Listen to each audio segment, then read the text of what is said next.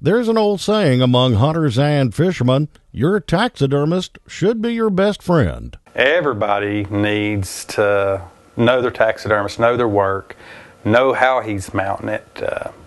There's several different ways of mounting, and you need to know what you're paying for. Bristol, Virginia's Chris Ford, owner of Critters Taxidermy, decided 11 years ago to leave the rat race of corporate America and pursue a challenge that he truly loves. I had the opportunity financially to try to make a go of it. Here I am 11 years later.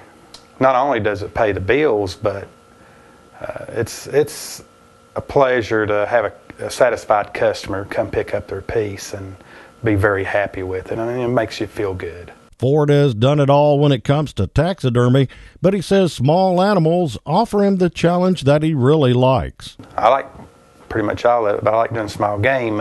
It's not quite as hard, but around the eyes and nose where everything is a lot smaller scale, it takes a little more detail and time to do. When it comes to the outdoors and taxidermy, Ford has one passion. I love hunting of every kind, fishing, love it.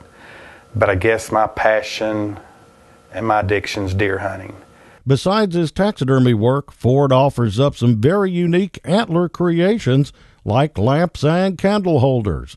His one-man shop has a constant backlog of projects that will take him until when season opens to complete. In Bristol, Virginia, for News Channel 11, I'm Joe Byrd.